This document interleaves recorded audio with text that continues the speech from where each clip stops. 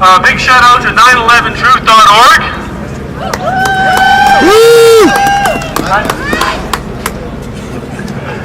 I'm impressed by the number of people from different walks of life supporting 911truth.org. Hey, this is everybody here.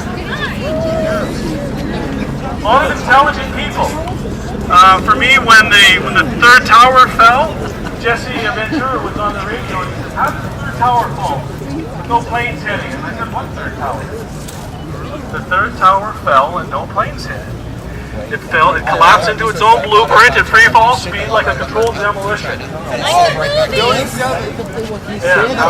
What the third tower? How did the third tower come down? So it's demolition aid instead of... We got a couple of welders from 911truth.org over here. They're talking about how no explanation, no talk about it. Love that boot. I'll talk to you later. I'm sorry, I gotta go. But I'm just encouraging you to talk to security about chemtrails. You know, maybe they could talk to someone in the Air Force about. And I will agree that 9/11 was a horrible event. That's what needs to be done. It was a conspiracy. People conspired to do it. Whether they were terrorists, whether they were CIA operatives. And he's just as smart. He's smart. People think he's Conspired to stupid. do 9/11. That was a horrible thing. He's playing the dumb guy. And we can debate 9/11 back and forth. People get past all the points. Operation Northwoods. His dad It's a documented, declassified document. And that's not debatable.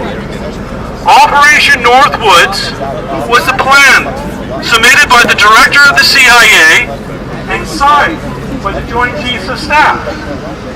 They were all ready to implement Operation Northwoods during the Cuban Missile Crisis. Kennedy vetoed Operation Northwoods.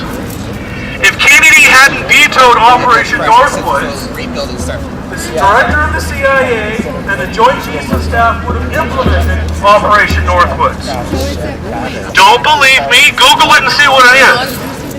Operation Northwoods was a CIA plan to kill Americans on American soil and to blame Cuba to justify invading Cuba during the Cuban Missile Crisis. Now, I will agree that the Cuban Missile Crisis was a tense situation, but that doesn't justify killing innocent Americans and blaming it on someone else to invade Cuba.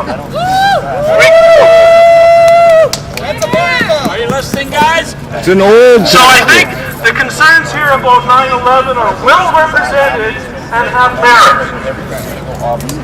The other concern were the people blocking the streets are the angry crowd who think George Bush is a war criminal. Legally, that has been documented. That's not debatable. They were caught committing torture. They were caught. It's not like Stephen Harper and John McKay lying and saying, "Well, we didn't know we were handing over prisoners to be tortured." By the way, Stephen Harper fired the whistleblower who laid that out and slandered him. He said he was not a danger, he was a bad guy. That was a lie. The whistleblower that blew out the whistle about Canadian soldiers handing over prisoners to be tortured in Afghanistan, he went there because his friend was murdered. He believed in the cause in Afghanistan. A lot of good Canadian soldiers have died in Afghanistan. If you understand... So handing over prisoners to be tortured is not acceptable even if they did commit a crime they were falsely accused of.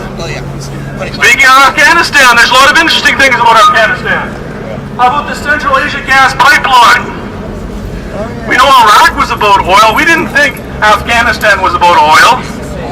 We know that Iraq had absolutely nothing to do with 9/11. Neither did Afghanistan. That's a good point. But we do know that Iraq had absolutely nothing to do with 9/11. We were told that Iraq was invaded for weapons of mass destruction. They were lying. MI6, CIA friends, got caught sending false information to the media about Operation Mass Appeal. They were lying about Iraq's weapons of mass destruction. They were lying. They got caught. Dr. David Kelly, the British weapons inspector, who was caught, who blew the whistle, he died of a suspicious suicide. Just like Gary Webb. Gary Webb blew the whistle on the Kerry Committee's findings. Gary Webb found out which crack dealer the CIA's operatives were selling crack to in LA. They were bringing in cocaine from Nicaragua and selling arms to Nicaragua. It was part of the extended version of Iran-Contra. Iran-Contra didn't just involve Iran. Oliver North and Richard Seacourse were involved in the extended version of Iran-Contra. CIA. The one that involved Nicaragua. The Contra, the counter-communist revolutionaries in Nicaragua. They were sending them arms and bringing them back cocaine. Now let's take a flashback to 2011. Operation Fast and Furious. This is big news now. Operation Fast and Furious is a very legitimate thing. It's a very important thing because government agencies were caught selling guns to Mexican drug cartels. And how were they paying for the guns? They were paying for the guns with cocaine.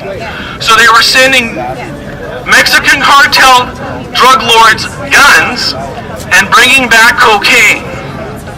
BushClintonFraud.com documents how this was what was going on in Mena, Arkansas years ago.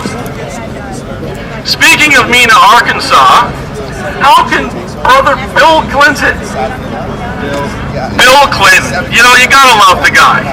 You know, he should have smoked those Cuban cigars.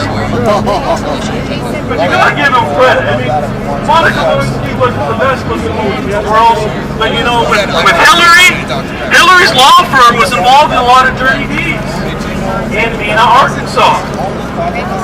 There was a lot that went on in Mena, Arkansas when Bill Clinton was governor of Arkansas. If you Google Clinton body count, there's a huge number of people who've been friends and associates with the Clinton families who've mysteriously died under suspicious circumstances. That's an interesting thing. Now we know that George Bush Sr. was the director of the CIA. He was in charge during the Reagan administration. George Bush Sr. was director of the CIA at the time that they were accused of bringing in cocaine and did arms dealing. So we know that the Bush administration was tied to the cocaine running in Mena, Arkansas. Barry Seal was a CIA operative who was the scapegoat for that operation. He was caught. He was probably the station's largest drug dealer, selling arms, bringing back cocaine. Barry Seal, Mena, Arkansas. It was tied to the Bush administration and it was tied to the Clinton administration. Bill Clinton was tied to BCCI, the bank that was caught sending arms dealing for cocaine, for drugs, and investment fraud. And the investment fraud, which brings us to the Wall Street occupation. Vancouver doesn't have a stock exchange anymore. Why not? Vancouver's a big city. Why doesn't Vancouver have a stock exchange? Toronto does. Toronto has more people, but Vancouver's a big city. Vancouver used to have a stock exchange. They couldn't control the corruption in the Vancouver Stock Exchange. They hit the media. Vancouver Stock Exchange was full of fake pump-and-dump stocks, and they couldn't control it, so they closed it down. Well, this is my concern with Wall Street. My concern with Wall Street is investment fraud. And seeing how this convention today is on investments, who better to speak on investment fraud than George Bush? Let's talk about Alan Martin. Alan Martin was a retired U.S. Navy intelligence officer.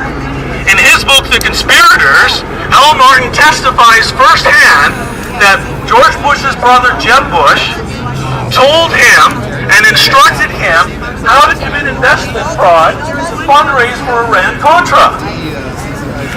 Alan Martin testifies that Jeb Bush told him to set up a fake company with another fake, dried-up Texas oil well.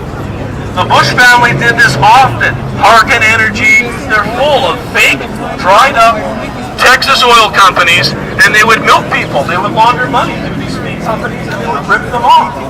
Al Martin claims that George Bush made money off 3X, the largest investment fraud in Canadian history. Al Martin claims that George Bush was involved with National Heritage Life, the largest investment fraud in U.S. history.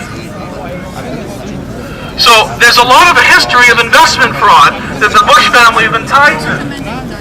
So getting back to good old Jim,